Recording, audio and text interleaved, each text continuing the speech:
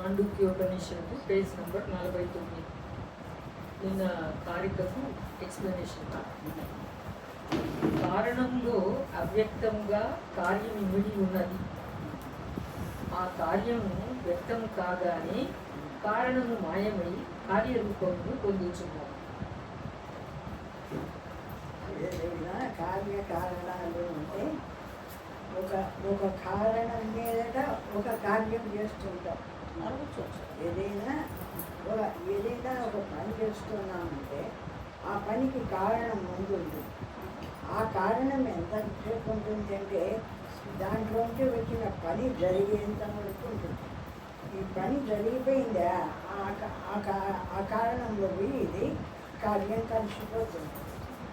అంటే కార్యకారణాలు చూడండి.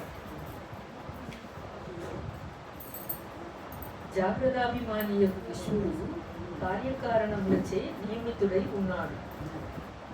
జాగ్రత్తాభిమాని అయిన విశ్వడు. ఇప్పుడు మనం జాగ్రత్త అవస్థలో ఉన్నాం. మనలో జ్ఞానస్వరూపమైన ఈ పరమాత్మ విశ్వస్వరూపమైన విశ్వడుగా చెప్తున్నాం. విశ్వ తైజస ప్రాజ్ఞులు అంటాం కదా. విశ్వడు అంటే జాగ్రత్త అవస్థాభిమాని, తైజసుడు అంటే స్వప్నావస్థాభిమాని.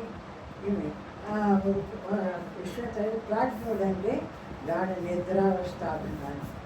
ఆ విధంగా ఆయా అవస్థల్లో వాళ్ళకు ఆయా పేర్లు వస్తాయి. విశ్వ తైజస ప్రాజ్ఞుడు అని ఒకే పరమాత్మనే అయినా కూడా ఒక్కొక్క అవస్థలో ఆ పనిని అభిమానిస్తూ ఉంటుంది. ఇప్పుడు జాగ్రత్త అవస్థలో ఉంది. ఇప్పుడు మనం అందరినీ చూడడము, అందరం మాట్లాడుకోవడము, ఆ విధంగా ఈ పనిని ఎంత అభిమానిస్తుంది. ఇది ఎంత పోతుంది? స్వప్నానికి పోతుంది. స్వప్నంలోకి పోయేవాడికి శరీరము ఇంద్రియాలు ఏం పని చేయవు. కేవలం మనస్సు ఒక్కటే పనిచేసి అది ప్రపంచాన్ని అంతా సృష్టి చేసి చూపిస్తుంది.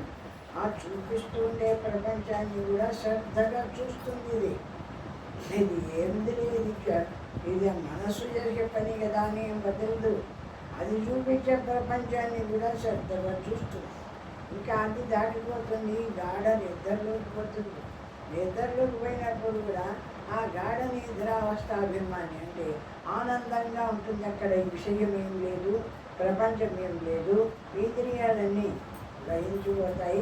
కాబట్టి ఎట్లుంటుంది అంటే సుఖంగా ఉంటుంది. గాఢ నిద్రావస్థలో హాయిగా ఉంటుంది, సుఖంగా ఉంటుంది. ఆ హాయిని ఆ సుఖాన్ని అనుభవిస్తూ ఉంటుంది గాఢ నిద్రావస్థలో.